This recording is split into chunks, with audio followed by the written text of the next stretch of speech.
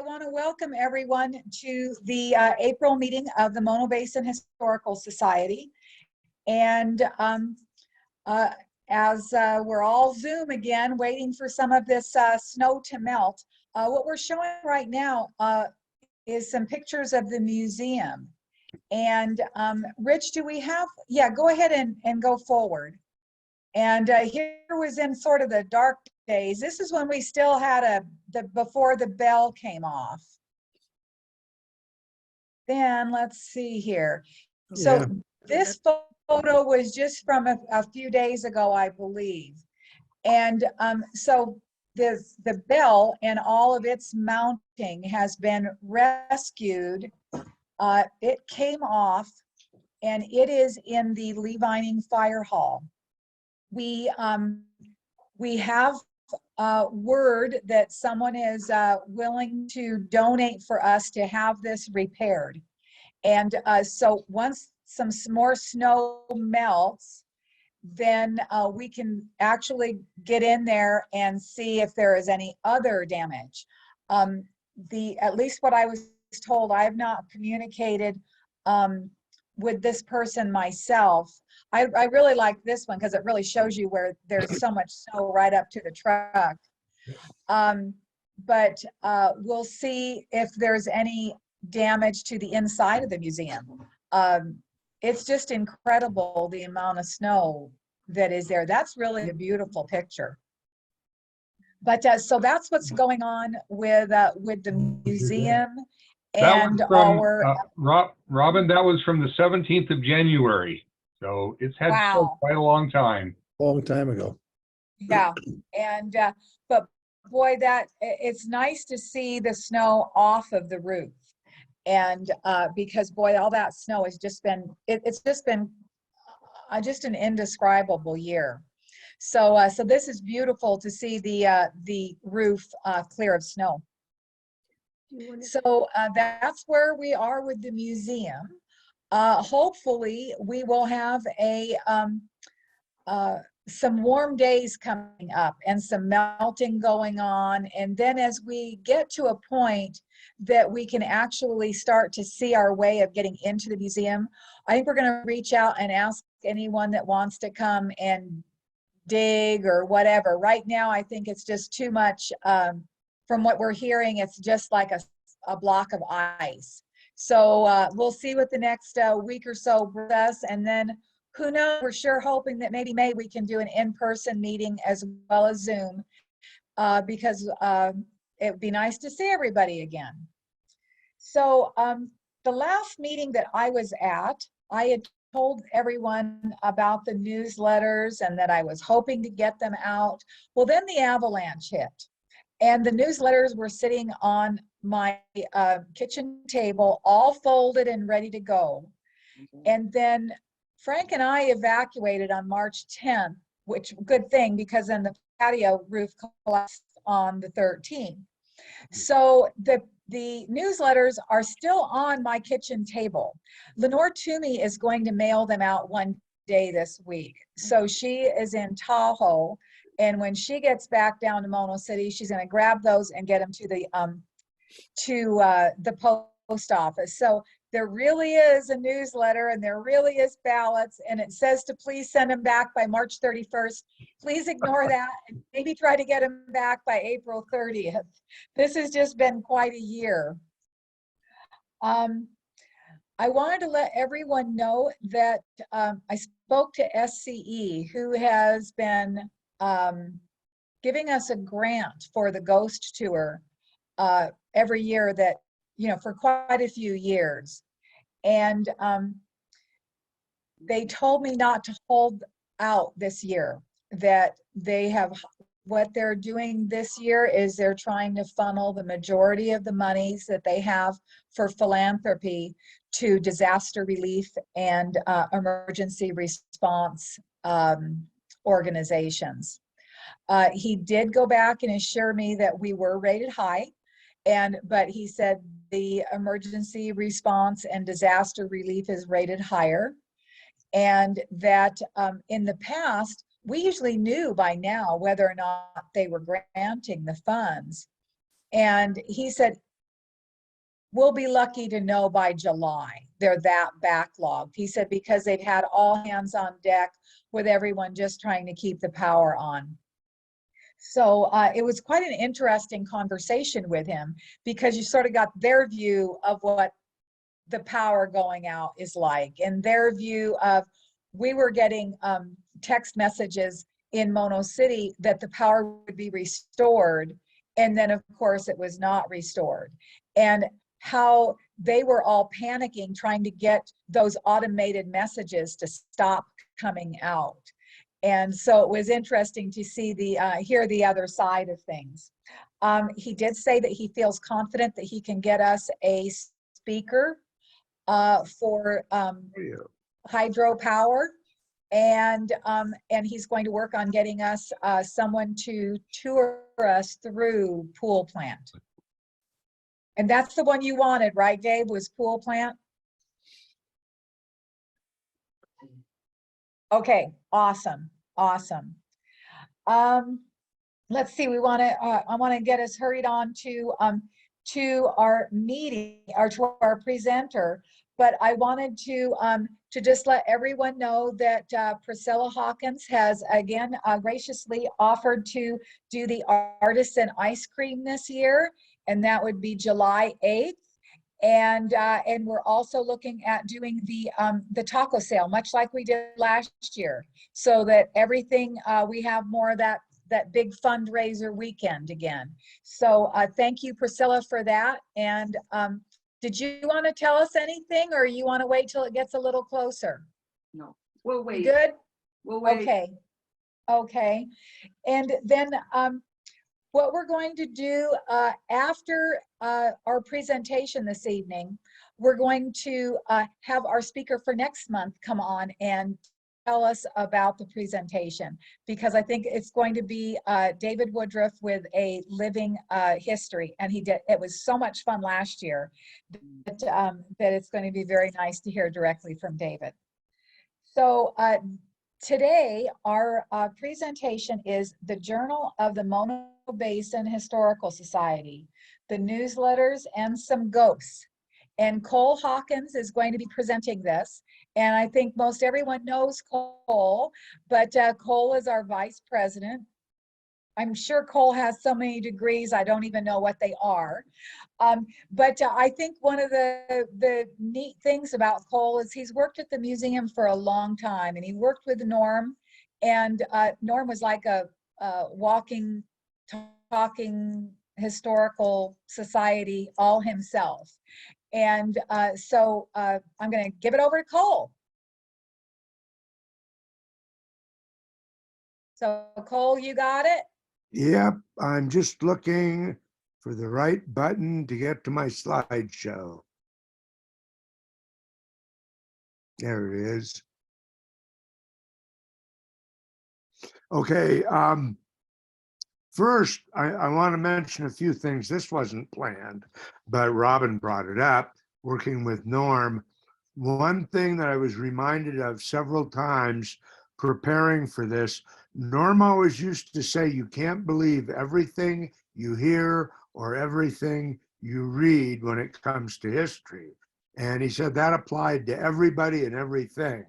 And there were some things I knew about the museum or the Mono Basin that I got a completely different version of getting ready for this. So that was kind of good.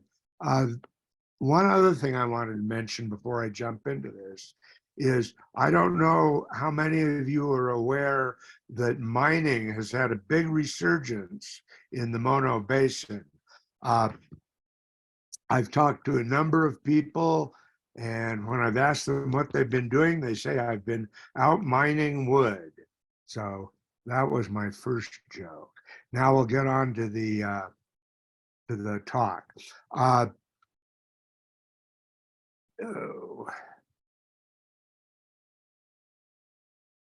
Okay, so this talk is really, it's a brief history of the museum, but hopefully there will be things you know, things you may have forgotten, and really hopefully things you may have never known. There was so much there were 2 museum binders, and I'll talk about them in a bit, that had all the newsletters in them. I have a quote here from Frank Herbert in the book Dune. And he says, beginnings are such delicate times. And this kept coming up to me as I was preparing the slideshow. I was utterly amazed at the amount of work and the large number of people who did the work the first couple years of getting the museum organized and moved and prepared and opened. And I'm just sort of in awe of what you all did who were here in those days. This is the logo for the original newsletter. This was used for, I think, 8 years. And we've got the miners' equipment on the left and Indian baskets and some arrows, and the background, Mono Lake and some tufa. If anybody knows who the artist was, please email me or mention it at the end of the talk. So what I finally ended up formatting the talk was around each volume, each edition of the newsletter, because it seemed to flow that way a little bit better. I will be reading a lot of it, but not all of it. And I realize that some of you may not be able to catch it all, but I will mention everything on it. So the first newsletter started out, it all started when the city of Los Angeles expressed an interest in donating the old Mono Lake Schoolhouse to the Forest Service. And that's the end of the quote for right now. The Forest Service wasn't interested, but they got other people together, and as a result of that, LA agreed to donate the schoolhouse to the Historical Society. And they will also provide a permanent site near Hess Park.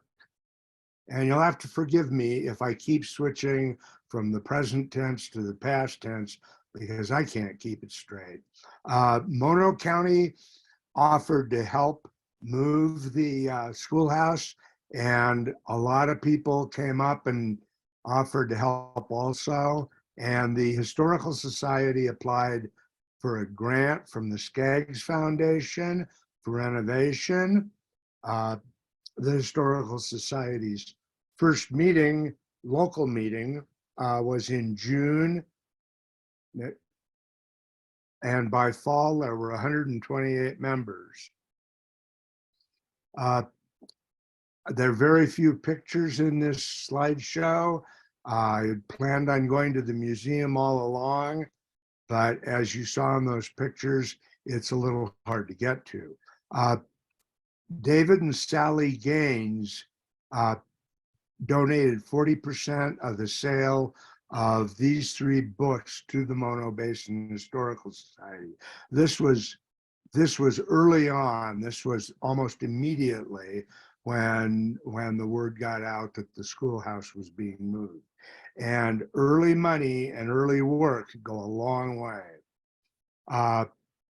In April '88, a company from Tonopah, with the help of employees from the county, the electric company, the telephone company, Los Angeles Power, Water and Power, and Construction Specialty, got the old schoolhouse moved to its current site. And I did not know this, but Mono County paid the costs of moving the schoolhouse, and possibly more importantly, bringing it up to code. I don't imagine code then was what code is now, but I know it can get expensive quickly. There's a lot of work. By the fall of the year, a lot of work had been done, new siding, fresh paint, a new roof or re-roofing, a new porch, a new lawn, and the newsletter picks out Floyd Griffin and Chick Brunn in particular, but there were a lot of other people, and mostly I'm not going to read all the names, but I will in this one and maybe the next one. Laurel Brunn, Irv Greer, Augie Hess, Roseanne and Tom Higley, Ed Johannesson, Everett King, Ken Stieg, Emily Strauss, Cedar, John and Marianne Denny, Richard Moats, County Public Works, Construction Specialty, Heidi Hess, Turkeys in the Straw Country Band, Bea Lambert, Richard Puttison, Rita Banta, Joanne Jonas, and Harriet Hess. I'm going to talk a little bit now. I'm going to interrupt myself and talk about the binders in the museum. I went through them sequentially, starting at the beginning, and I got quite excited when I found out one of the early issues was missing. Those of you who are more familiar with history expect the more recent documents to be more readily available, and the older documents to be almost impossible to find. Well, I was going through the newsletters, and the one that was missing was this one, volume 1, number 3. And I'd noticed previously that Emily Strauss was the newsletter editor. And I emailed her and said, would you by any chance have a copy of this? And she emailed me back and she said, yes, and I'll mail it as soon as I can. And she did. So now we have a complete set of newsletters from volume 1 to 2006, which is like 18, 20 years or so. It's 18 years. So that's pretty good. From 2006 to 2021, we've only got about 52% of the newsletters. And somebody, either John or Linda, had gone through one of the binders and made a list of the missing newsletters. So I don't know that we'll be able to find them in the museum, but I will be looking for them. Anyway, thank you, Emily, for the newsletter. By the spring and fall of '89, membership had reached 200, and the museum was dedicated in August with 150 people attending, and the grand opening of the museum was planned for the following spring. And the following spring, the museum opened for the season on May 26th. They were open 6 hours a day from 2 to 8, 3 days a week. And then in June, they went to 5 days a week. There were nearly 100 visitors on that first day. And the newsletter talks about how they're planning to, if they can afford it, to pay the employees $5 an hour next season. Going along on the emphasis of the early donations and stuff, I'm sure that one or two of these cases may still be in the museum, but there were cases donated by Yosemite Trading Company, Murphy's Motel, Blue Skies Motel, all of Lee Vining, and Eric Schatz's Bakery in Bishop. Again, there's another long list of volunteers, and I will leave it up a little bit if you want to read it. They got the grant from the Skaggs Foundation, $4,000 for renovating the interior of the museum.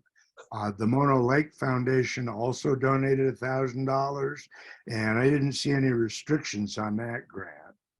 Lily Matthew and Sally Gaines donated books on Mono Basin history, and Estelle and Vera Sitz offered a quantity of Mono Lake salts to sell as souvenirs. So things are starting to move along.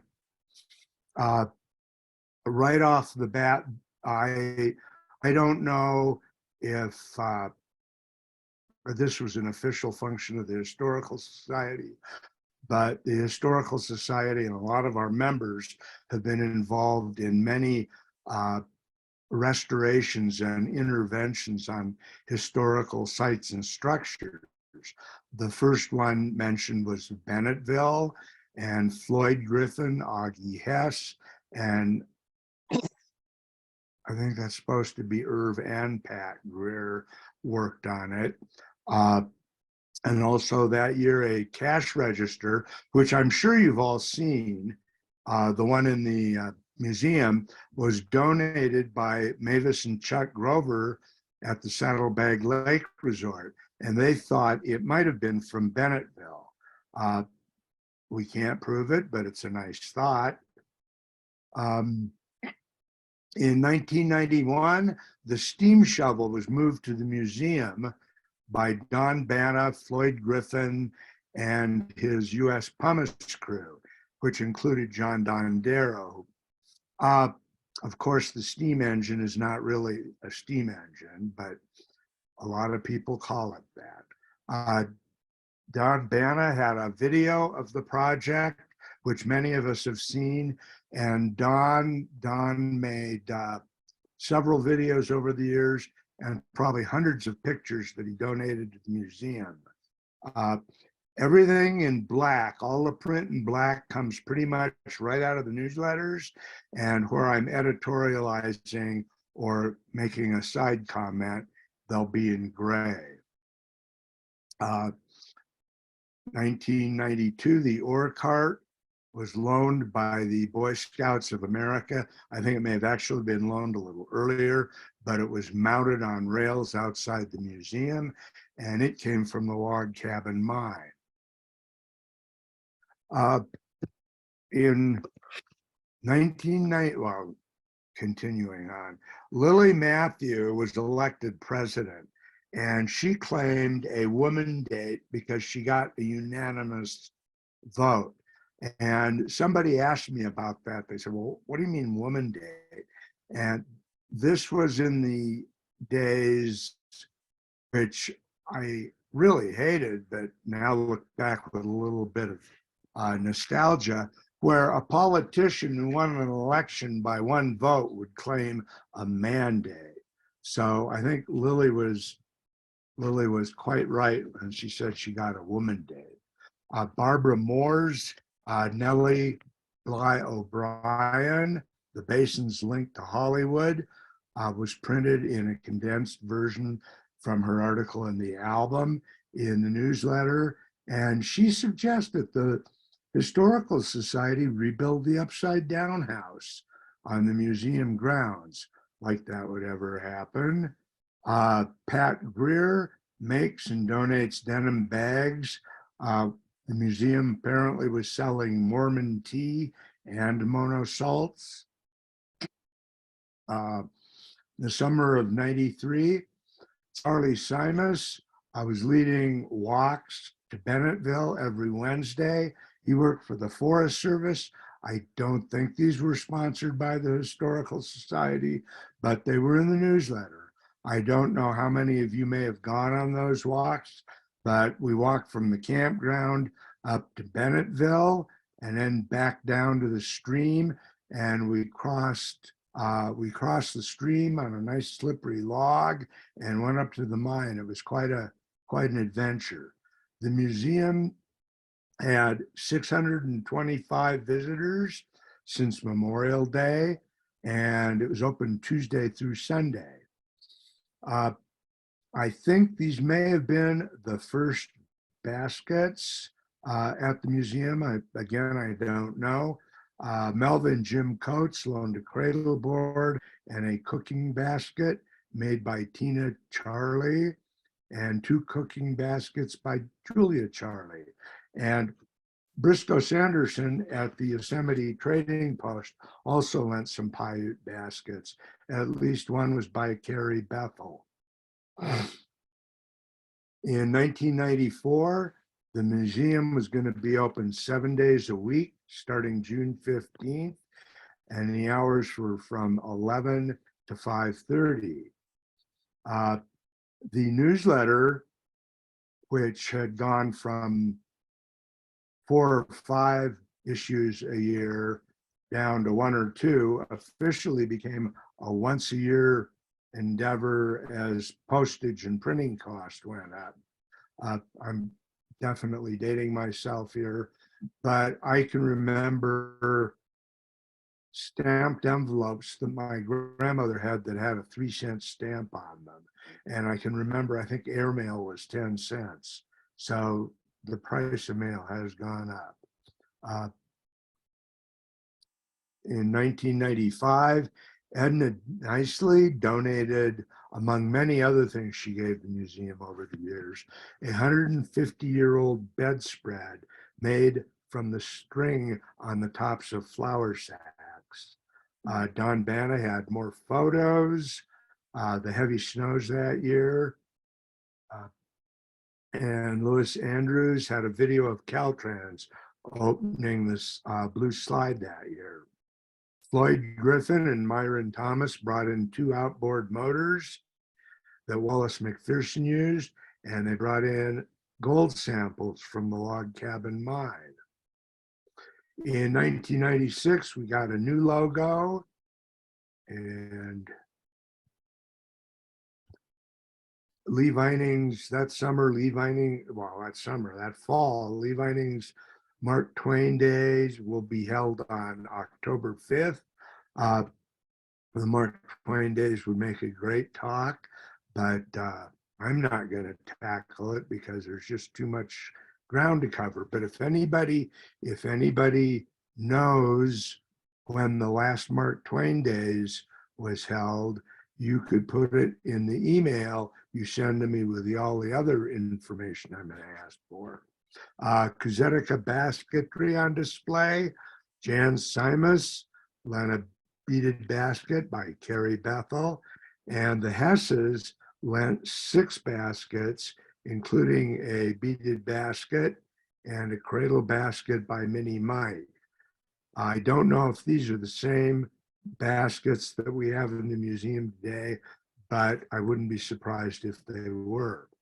The stamp mill from the log cabin mine was partially installed outside. In 1997, the museum again was open 7 days a week, and it was open from 12 to 8 p.m. The water wheel donated by Little Walker Resort showed up, and the tungsten mine truck with the compressor was donated by the Hess family. I call this the real estate issue. First of all, the museum had its 10th anniversary, and a Case farm tractor was donated by the Babe Morgan family. The journal, can't remember when it switched over. The Mono Inn was purchased, remodeled, and opened by the Adams family. The Tioga Lodge was in the process of being fixed up under the supervision of Walt Vint. And the Conway Matley Ranch was bought by the Trust for Public Lands.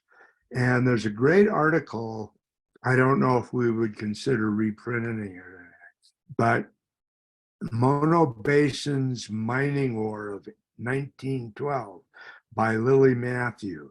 It involved a Gatling gun, cotton dynamite, and a catapult. That today would be like the equivalent of machine guns and cruise missiles. But Lily did a really bang up job, and the battle was over some mining or mineral claims on the islands that ultimately amounted to nothing. But it was interesting history. In 1999, in the fall, the Felicina Ranch project, many volunteers from the Historical Society spent the afternoon cleaning things up. Jeff Hansen brought out some heavy equipment to clear brush and dead trees, and the project was led by one of Lily Matthews' relatives, Jerry Felicina from Reno, who headed up the work crew. And the Alpers offered to donate tin to repair the roof. In 2000, Floyd Griffin Don Banta, Jeff Hansen, Wanda Canton, and others got the Upside Down House to the park and are working to get it set up. In that issue, there was a detailed how do you move an upside down house. The upside down house was donated by Barry and Denise McPherson, and we're glad we got it before it was completely gone. There was an article on Basque sheepherds, how they were fading into the past. It was a nice article. It's fairly long, but the upshot, not the upshot of the article, but of history, is that sheep grazing was ended probably the following year because the U.S. Forest Service had concerns of disease transmission to bighorn sheep, and the water holders, by and large, were afraid of liability issues, and that was pretty much the end of sheep grazing in the Mono Basin. The Historical Society, which had previously been a chapter of the Mono County Historical Society, which is in Bridgeport, is now incorporated in California. We're on our own, and we're working on a nonprofit status. The Upside Down House, repaired and decorated, is opened and dedicated on July 8th in 2001. And Gary Parrott discovered the Faultless Starch Company booklets, the Upside Down Land editions, and he also chaired the dedication program. When they say he discovered them, I suspect he must have looked very hard for them, but he got them. And here's our only full-size picture, I think, the Upside Down House. In 2002, Lee Vining got a community center, and there was an article, another sheep article. This one was copied, possibly condensed from the Inyo Register, and it covered a lot of the stuff that the previous article did, but it also talked about, and I had never heard of this, that at the end of the sheep season, the end of the season up here, the sheep herders would put on a barbecue and there'd be dancing and music afterwards. And apparently the entire community was invited. And these barbecues, I believe they were held outside of town. And again, you can put information about that in your email. There were many characters in Lee Vining history, and I'm just going to mention two of them. One is three actually. Jack Lewis Murphy, who eventually built the Murphy's Hotel, had a diner, Lee Vining Dairy Lunch, and that eventually became Kellogg's Cafe. He also started the Lee Vining Dairy, which is up where the trailer park is now. And I think I don't know whether the dairy lunch started before or after the dairy. It's an interesting question. The first ghost tour, the Sagebrush Ghost of the North Basin, was planned, and they got 86 people and they paid a whopping $10 a piece. And I don't know if this was the first quilt raffle, but that started, well, there was one that year. And that year they had people working up at the log cabin mine to help stabilize it. Quite a group. And 2004, 2005, I'm not sure when these events take place because it covers two years, but Tom Crow took the Bantas, the Kelseys, the Griffins, Venetia, Norm, and a couple from Southern California out to Nedjed Island, where they saw the area of Russell's benchmark. Now, the newsletter didn't say they saw the benchmark, but they saw the area. They saw several sets of fair wind to Java. There were some well, they weren't sets, but there was a dock out at Nedjed that Priscilla and I saw several years ago. It's gone now. And then they circled Paoa and they noticed Heart Lakes, Bob Simmons airplane landing strip, which I did not know about, and the bay where the resort was located, and the McPherson Homestead site. A walking tour brochure was produced by the Meredith Forge High School students, and that became, I think, the impetus for a later Ghosts of the Sagebrush tour. Here's the second person I wanted to highlight, Clay Calhoun. With the help of Billy Hess, he moved a building, they cut it into 2 or 3 sections, moved it to Lee Vining and reassembled it basically where Nicely's is now. He also built a large brick oven with bricks that he also acquired from Bodie. And Clay and Margaret started baking and selling bread, pies, and donuts. And apparently they produced a lot of bread. And their son at one point was driving over toward June Lake to sell it to campers and possibly miners.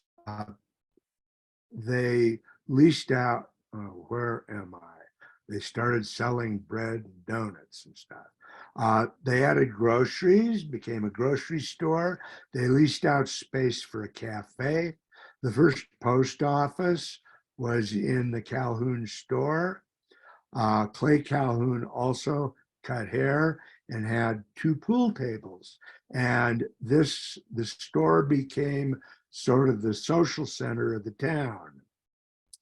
The building eventually became Julio's and was bought and torn down and rebuilt in the 60s by the Nicely's. And the Pinizzatos bought Nicely's in 1995. This also was a in your register article. In 2009, the 25th anniversary of the scenic area. Time flies when you're having good hikes and stuff, and the opening of the lake trail. Billing himself as the new lead counsel, which of course is what Joe Tacopina has been telling us he is. But if you look at kind of the merry-go-round of lawyers around Trump, you start with Joe Tacopina. Something else. Yeah, I think somebody's talking who wanted to be muted. I will go back to what I was. Where are we? We got the lake trail open. Okay.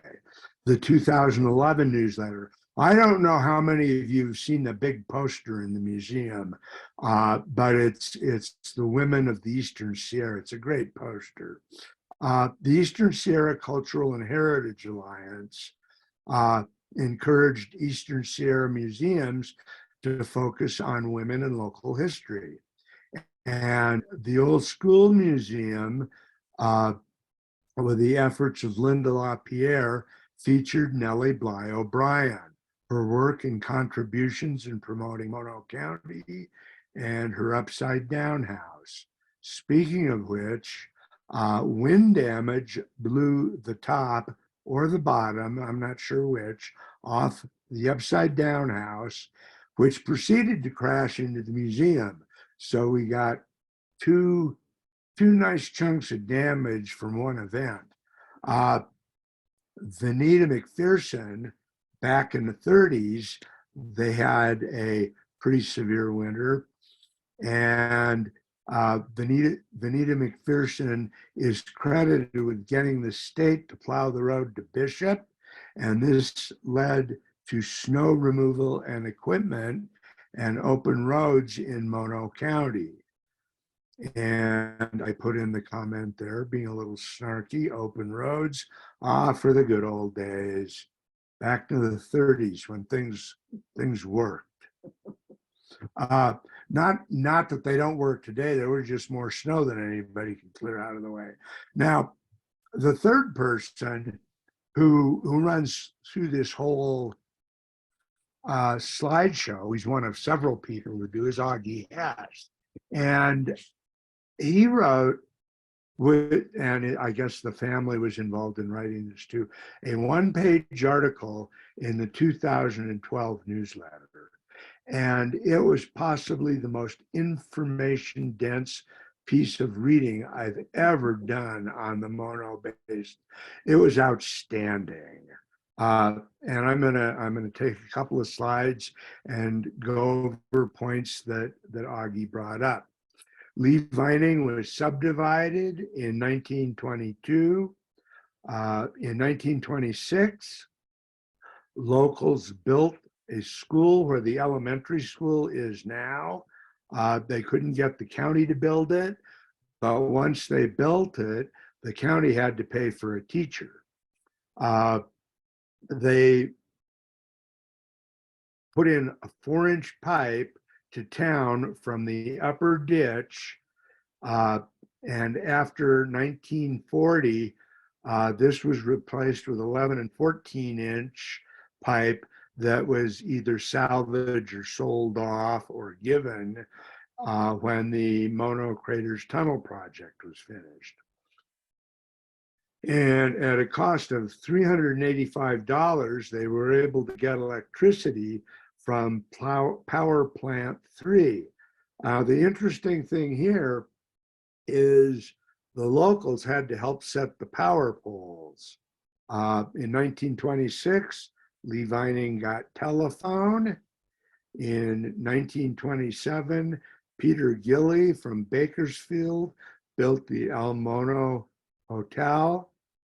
And if the museum had been open, I'd have had this great picture of the El Mono Hotel looking pretty much like it does today, the physical structure. And there is nothing around it. It's just bare ground. It's pretty amazing. Augie mentions, by the way, in 1923, there were almost no homes at June Lake and no roads to speak of.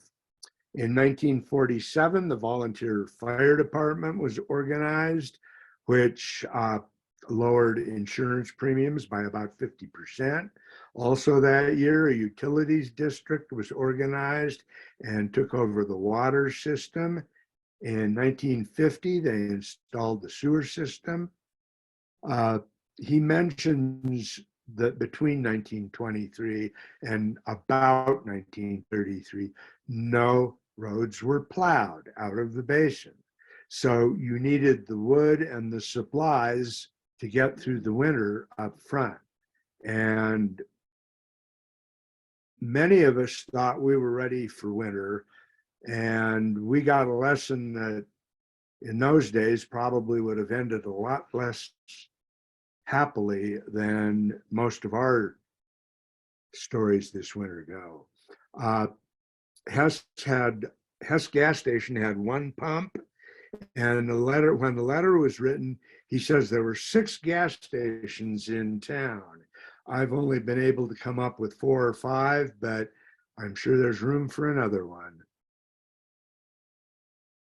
Also, at the end of the 2012 newsletter, Dave Carl had it wasn't so much an obituary as an appreciation and a report on Huell Hauser's coming to the Upside Down house. And if you haven't seen that, you've got to see it, because Huell Hauser, he found everything amazing and interesting, and he was really good at conveying that. And at the end of the taping, he said something to the effect that You people have no idea how this is going to impact the museum. And he was right, because we get people from all over the world who stop in Levining to see the upside down house. And for those of you who've worked in the museum, the most common question I get every summer when I'm in the museum, somebody will walk in holding a paper bag from the monocone, eating an ice cream cone, and they'll ask me where the upside down house is.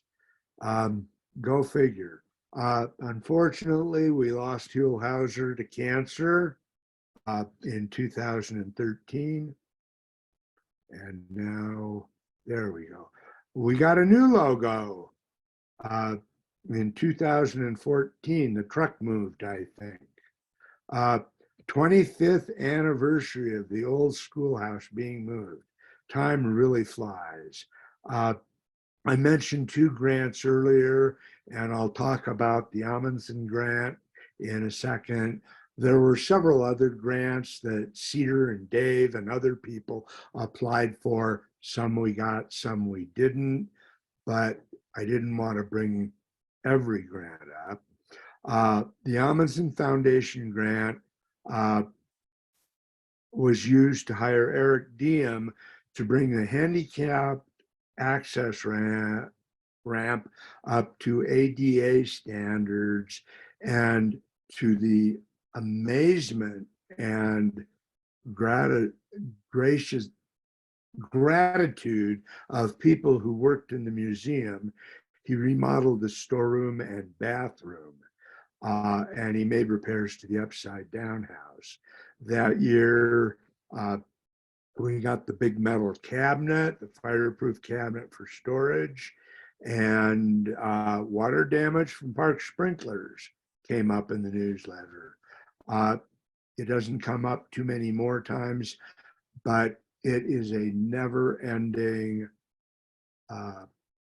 thing. And I don't know that it's anybody's fault. It's just one of those things that happens.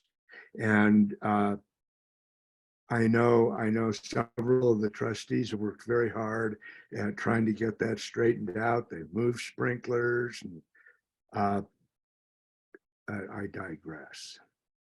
2014, one of the grants paid for the museum to hire 2 people from the Conservation Assessment Program survey. And things that they suggested were a new security, and these have all been put in by 2014. New security system, fire extinguishers, new vacuum cleaner, signage to protect the displays and the visitors on the outdoor equipment. All of the cabinets now have locks on them, and the holes, and there were some pretty good sized ones outside behind the museum, have been covered. We're starting to miss the occasional newsletter, and hopefully they'll show up. Tom Perenick organized a crew of local volunteers and got equipment and removed sod and weeds along the sidewalk edge of the museum and put down decomposed granite. This was part of our ongoing battle with sprinklers. There's some great old equipment out there. Nellie of Lundy by Nellie Bly O'Brien was published with a lot of, I want to say editing, but I don't know exactly what she did. Work on Linda LaPierre's part, and Carolyn Crawford and Dave Carl helped Linda a great deal. The Mono Basin Solar Pavilion in Hess Park was not reported by Jane Carl. I think it must have been her cousin Janet Carl. Priscilla just pointed that out to me. Boy, saved in.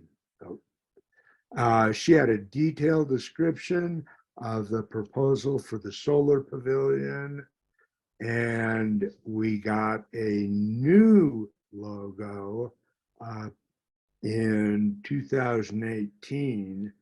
Unfortunately, this will come up anyway, but I couldn't separate it from the logo, is the report of Augie Hess passing away in October.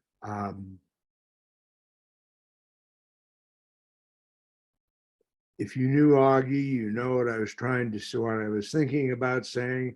And if you don't, it's too bad you never met him. 2018, surprise, surprise, Janet Carl wrote an article, The Year of Saying Yes, the story of the Pioneer Solar Pavilion. That was a quick effort. The solar pavilion was dedicated August 25th, and the ribbon was cut by Augie Hess. The project was headed up by 350 Mono Climate Action, the Historical Society, the Chamber of Commerce, and Mono County. The roof is made of solar panels, providing electricity and electrical outlets. I should have had Dave Carl edit this. The walls display donor tiles and history panels of many of the old time families, and a monitor displays real-time solar energy production. Wi-Fi is available, and this is a big and, the public restrooms are heated, which means they can be open in the winter. John Warnicki became the museum manager that year, and the museum got a fresh coat of paint. 2019 newsletter. I am not going to butcher the language by trying to say this, but an article written by Joseph Lant, which translate to Where Have the Frogs Gone, was a very brief, pretty concise history or summary of the history of the local Paiute people who lived here. I'm not going to butcher that name either, in the Mono Basin, that literally covered thousands of years. And he laments the decline of local frogs and toads that survived the last ice age. The 2020 fall newsletter, that's the year with Dave Carl's initiative and leadership. We got the insulated tough shed put up, and it's the annex for the museum. It relieves storage issues, which, if you're familiar with the old storage room or the storage shed, had really gotten out of hand. There was more stuff in those buildings than you could put in them. But now we've got another place to put stuff. And more importantly, it gives the historian and the manager a place to work and do research outside of the museum. And it's insulated and heated, so some winters it might get used, not this winter. Mannequins were purchased with a grant from the Mono County Historical Grant Funds, and they now display Clara Hess's 1928 Campfire Girls ceremonial dress and Joseph Sam's 1940s Lee Vining baseball team uniform. Unfortunately, COVID shut down the museum from July until September. And 2021, Rich Foy, who's been running our Zoom programs during COVID, has become recording them and uploading them on YouTube. Priscilla and Linda LaPierre and Deanna Bonerundle organized the Artists and Ice Cream as a fundraising event. And the third one, as Robin mentioned, will be held this July. And we have an intermittent Remember When article, and this was reprinted from 1991. Elma Blaver, remembering when Lee Vining was known as Lakeview and the cows roamed freely. If you ever get a hold of that newsletter, you ought to read all the things that she remembered.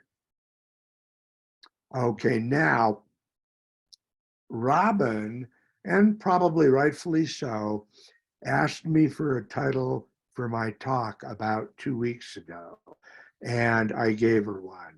And in doing so, I sort of constrained what I could do. I wanted to wait until the last minute, but I was encouraged not to. So I had some ghosts mentioned in the tour.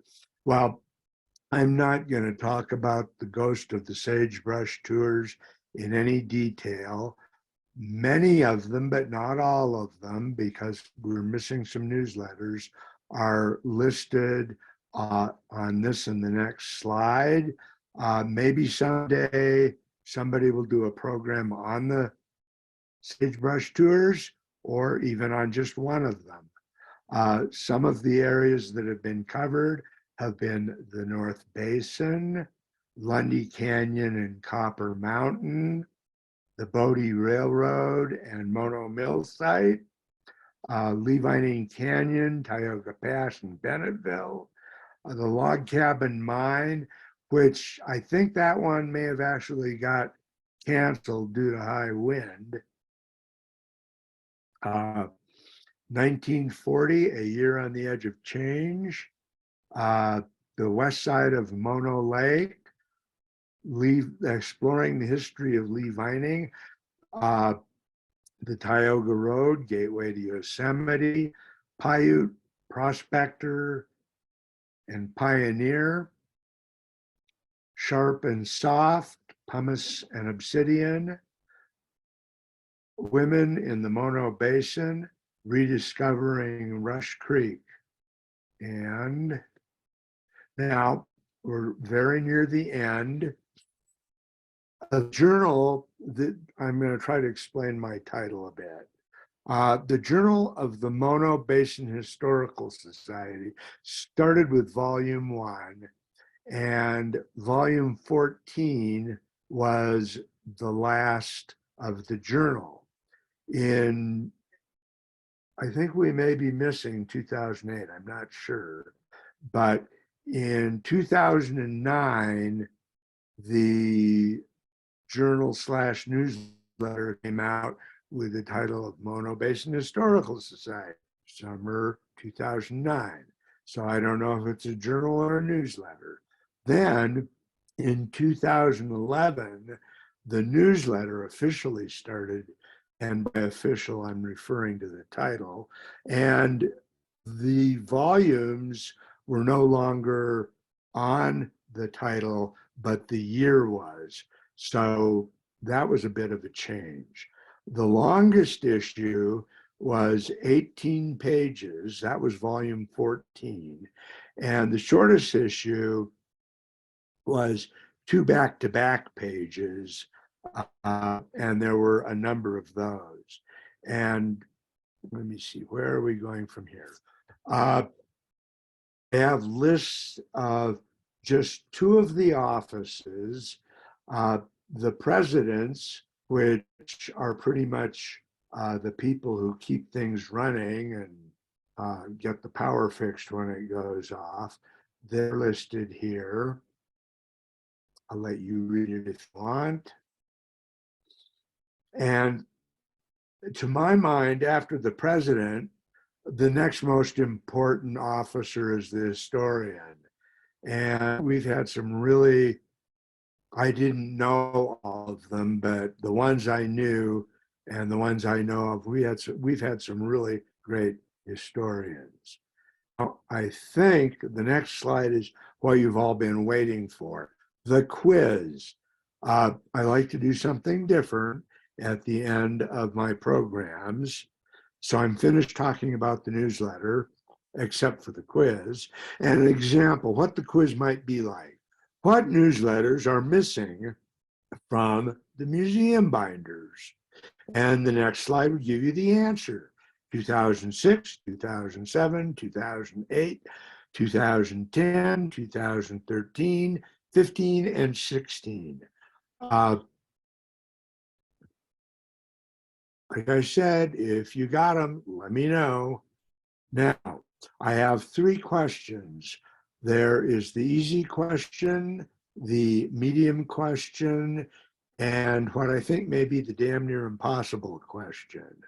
The first question, what is Mono Basin's most lost landmark? Now, this is, I would much rather be doing this in person because then you could all jump up and down in your seats and wave your hands. The answer is Russell's benchmark. Found, not found, found, not found, found. You know, who knows? Here we have a picture of Sally Gaines pointing toward the benchmark, and Don Banna's with her. There's quite a history for that benchmark. And up until I was reading this newsletter, the one that this was in, I thought the benchmark was on Paola. So, you know, any day you learn something is a good day. Here's the medium news quiz question. What happened to Main Street in Lee Vining? Where is it now? Okay, I don't know how many of you know the answer to this, but the museum is located where Main Street used to be. It was renamed Matley Avenue. If you didn't know that, there's a little trivia to add to your store. Now, here comes the hard one. There's some heavy copper wire that had been strung on the north side of Lee Vining Canyon. Who did it and why did they do it? I don't think you've all seen this. I don't know if any of you have seen this, but if you drive up, and I've seen it in other places, but if you drive up 120 in the one place where the road splits and then loops back on itself over a block or two where it's paved, where people, you can pull out there and go for a nice deep hike or take a nap. Uphill from that is where I first ran across this copper wire. It's a fairly heavy gauge. And after that, I started looking for it and I found it in other places. So that's the location hint. Another hint, there's a connection between the baby carriage in the museum and the copper. I have to ask, if you've seen that copper wire, please unmute and say yes. Well, apparently nobody knows what I'm talking about, but I'll give you the answer anyway. Gus Hess had hired Al Parricho as part of a crew to lay surplus, World War II surplus field telephone line from the tungsten mine down to his home in Lee Vining. Al Parricho donated the baby carriage in 1996.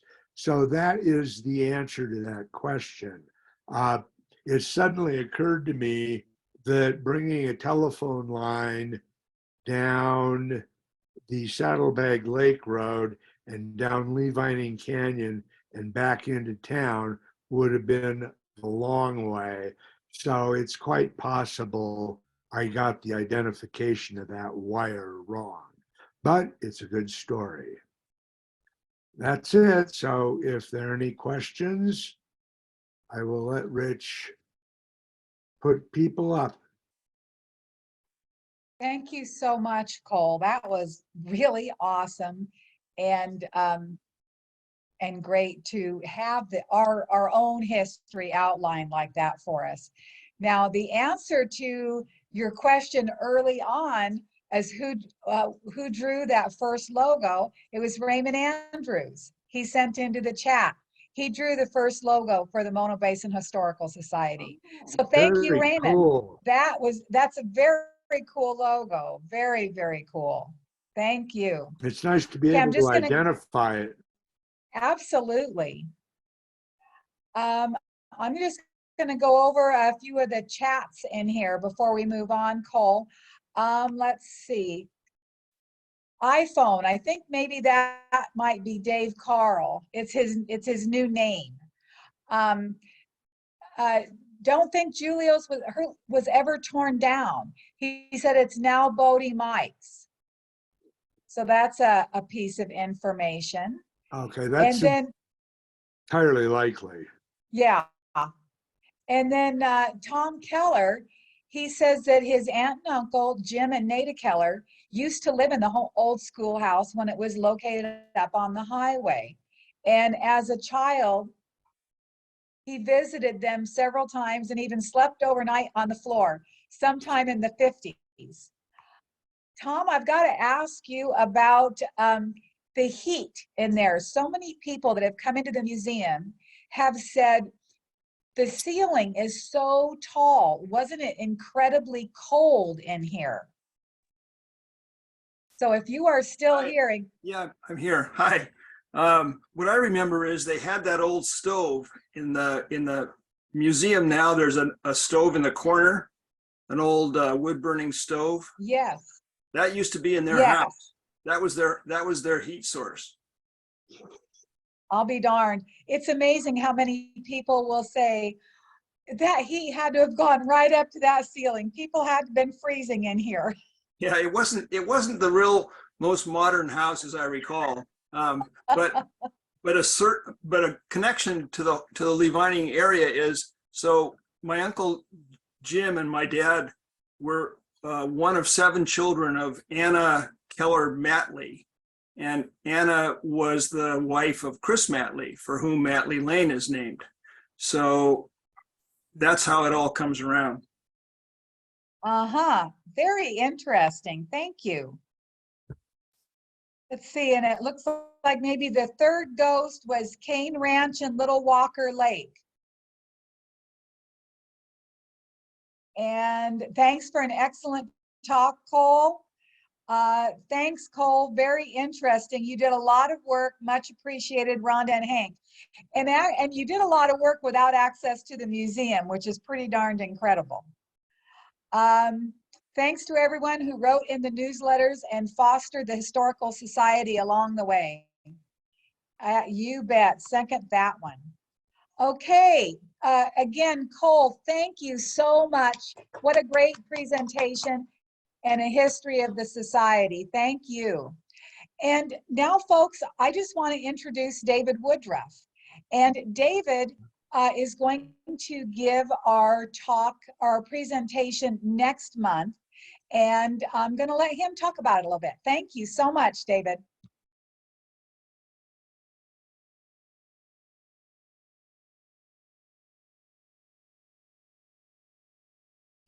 David, you're on mute. Okay, well, thank you very much. Gail and I are honored to be the presenters at the May 1st Mono Basin Historical Society meeting. We have been working on a new living history program that we are very excited to be able to present our premiere there in Levining in May. And we titled it, There It Is, Take It. I am going to portray the character of that evil villain, as some of you might think of him, and he's certainly not the most popular person in the Eastern Sierra, William Mulholland, the father, creator, designer of the Los Angeles Aqueduct. We're going to have it be from inception until 1928. So it's not obviously going to involve all the Mono Lake history, but it certainly will involve the Owens Valley, Inyo County, and the like. So we're really looking forward to being there and presenting it. And I just wanted to invite you all to please come if you can, because we're excited to do it. Thank you so much, David. We are so looking forward to it. Your presentation last year with Snowshoe Thompson was so much fun. And so we are all keeping our fingers crossed and hoping that the snow is done with us for this year. Robin? And we have, yes. Yeah, were there any live questions that people might have had? Let's see. I mean, they'd have to speak up. Yeah, usually what happens is they're in the, we put in there to put them in the chat or raise a hand, and I don't see any more. Okay, Okay, if any more pop up, I'll let you know, so don't hang up. So last year, everything was just, the presentation with Snowshoe Thompson was wonderful. You really had us all going right there at the end, wanting to offer you water. So hopefully we'll have some good roads and people will be able to get and see this in person. We will also do the hybrid to where we will do it at Zoom as well for our out-of-towners. And thank everyone for attending, and everyone have a great month, and we'll see you next month. Thank you very much. Thank you, Cole.